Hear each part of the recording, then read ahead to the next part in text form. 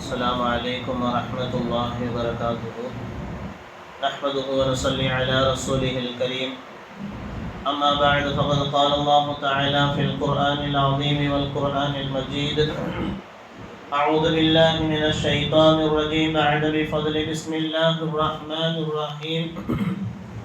أحسب الناس أن يتركوا أن يقولوا آمنا وهم لا يفتنون. صدق الله العظيم. கண்ணியத்திற்குரிய அல்லாஹ்வின் நல்லடியார்களே, அல்லாஹ்வினுடைய மாபெரும் கிருபையால்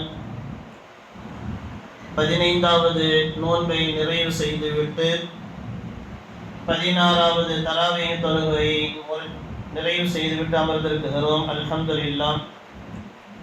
இதுவரை நாம் கடைபிடித்த நம்முடைய நோன்புகள், நம்முடைய அமல்கள் அல்லாஹ் ஜல்ல ஷானுஹு தஆலா கபூல் செய்வானாக. கண்ணியத்திற்குரிய அல்லாஹ்வின் நல்லடியார்களே, இன்றைய தராவீஹ் தொழுகையில் சூரா அன்-நம்ல், சூரா அல்-கஸஸ், சூரத்துல் அன்கபூத், எறும்பு என்று சொல்லக்கூடிய ஒரு சூரா, சிலந்தி என்று சொல்லக்கூடிய ஒரு சூராவினுடைய 44 ஆயத்துகள் வரை, அதாவது 20 ஜுஸூகள் இன்றோடு நிறைவு செய்யப்பட்டிருக்கிறது. அல்ஹம்துலில்லாஹ்.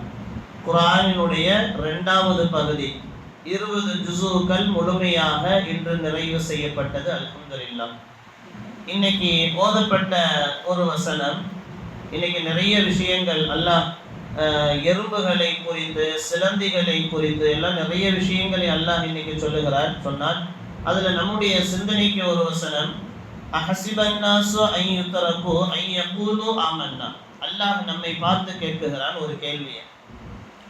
அஹஸிபன் நாஸு அன் யுத்ரகு, நீங்கள் எண்ணிக்கொண்டீர்களா மக்களே, நீங்க நினைச்சுக்கிட்டீங்களா? எப்படி என்ன? அன் யுத்ரகு அன் யகூலு ஆமன்னா, நாங்கெல்லாம் முஃமின்களாக, நாங்கெல்லாம் முஸ்லிம்களாக, நாங்க ஈமான் கொண்டோம், அதனால வஹும் லா யுஃப்தனூன், அல்லாஹ் எங்களுக்கு எந்த விதமான வேதனைகளையும் தரமாட்டான். நாங்கெல்லாம் அல்லாஹ் ரசூலை ஏற்றிருக்கிறோமே, நாங்கெல்லாம் முஸ்லிம்களாக முஃமின்களாக இருக்கிறோமே, முஃமின்களாக முஸ்லிம்களாக இருக்கிறதுனால உங்களுக்கு நான் எந்த விதமான சோதனைகளையும் தரமாட்டேன் என்று நீங்கள் எண்ணிக்கொண்டீர்களா என்று அல்லாஹ் ஜல்ல ஷானுஹு தஆலா இந்த ஒரு வசனத்தை அல்லாஹ் கேட்கிறார். எனவே நம்மளுடைய பார்வை என்ன அப்படின்னா, ஈமான் கொண்டுட்டோம் அப்படின்னா, நம்ம அல்லாஹ் ரசூலை ஏற்றுக்கிட்டோம் அப்படின்னா மேக்சிமம் நமக்கு அதாபுகள், நமக்கான சோதனைகள் வராது, வரக்கூடாது.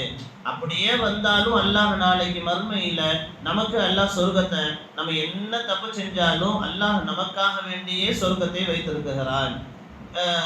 மாற்று மதத்தை சார்ந்தவர்கள் என்னதான் தப்பு செஞ்சாலும் அவர்களுக்கு முழுமையாக நரகத்தை வைத்திருக்கிறான் என்று நாம நினைக்கிறோம். எனவே நாம இந்த உலகத்துல என்னென்ன தவறுகள், என்னென்ன பாவங்கள் நாம செய்யறோமோ அதற்கு தோதுவாக நிச்சயமாக அதற்கான தண்டனைகளை அல்லாஹ் வழங்காமல் சுவனத்தை அல்லாஹ் தரமாட்டான் என்பது நபிகள் நாயகம் ஸல்லல்லாஹு அலைஹி வஸல்லம் அவர்கள் நமக்கு சொல்லி தருகிறார். இந்த வசனம் அல்லாஹ் ஏன் இப்படி கேட்கிறான்?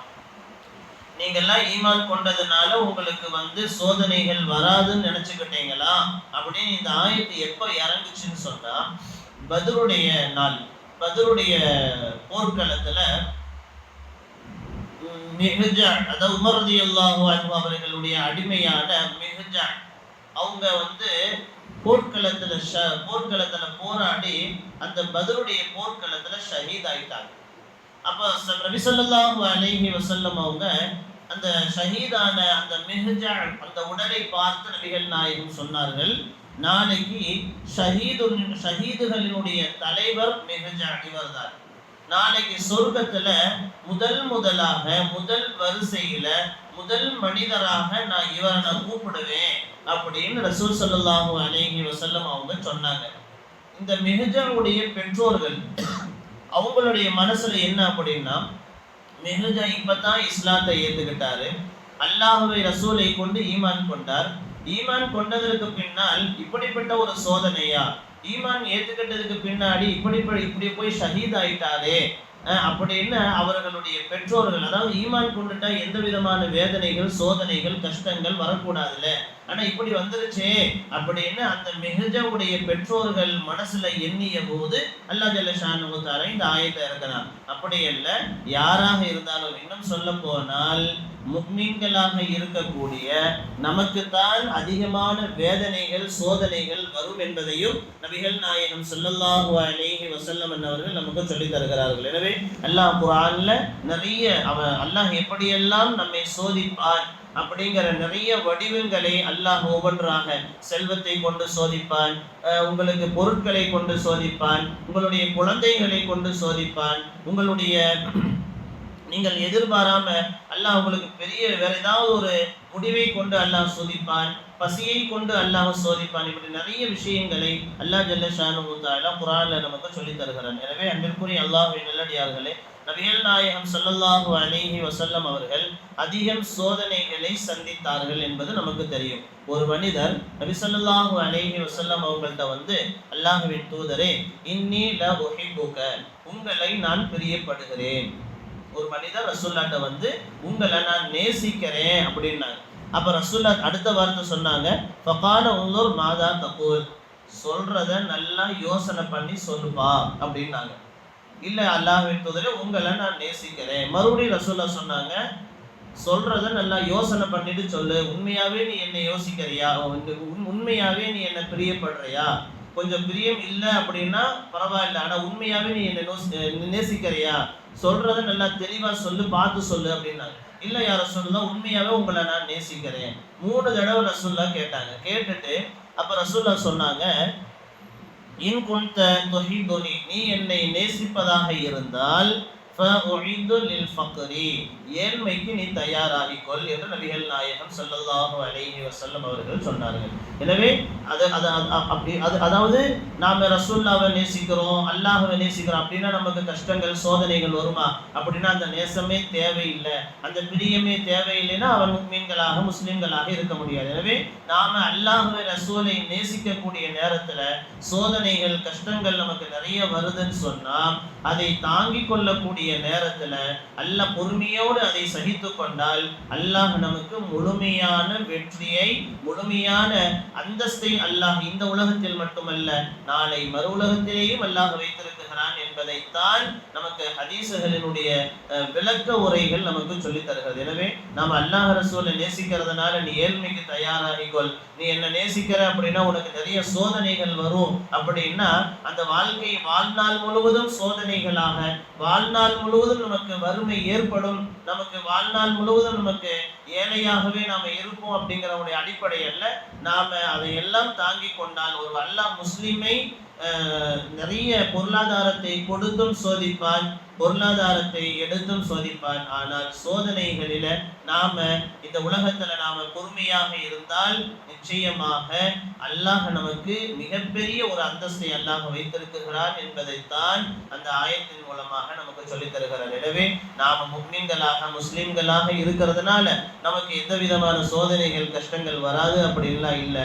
நாம 5 நேரம் தொழுதாலும், நாம குர்ஆன் ஷரீஃப் ஓதினாலும், என்ன ஓதினாலுமே நமக்கான சோதனைகள் ஒரு அதுக்காக அப்ப எல்லாம் குர்ஆன் தொழுதாலும் தொழுகாம இருந்தாலும் கஷ்டம் வரும் அப்படின்னா அதுக்கு நான் தொழுகாமையே இருக்கிறேன் அப்படின்னா அவன் முஃமின் அல்ல.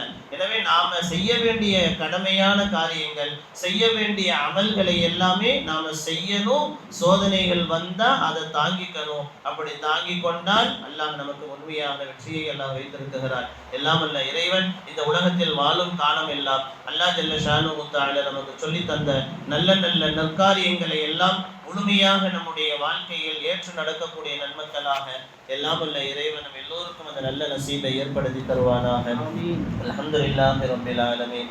اللهم صل على سيدنا نبينا وعلى ال سيدنا محمد وبارك وسلم عليه. اللهم اغفر لنا ذنوبنا وخطايانا كلها يا رب العالمين. ربنا تقبل منا انك انت السميع العليم وتب علينا انك انت التواب الرحيم. ربنا آتنا في الدنيا حسنة وفي الآخرة حسنة وقنا عذاب النار. آمين. سبحان ربك رب العزة عما يصفون. سلام على المرسلين والحمد لله رب العالمين. صلى الله على محمد صلى الله عليه وسلم. صلى الله على محمد صلى الله عليه وسلم.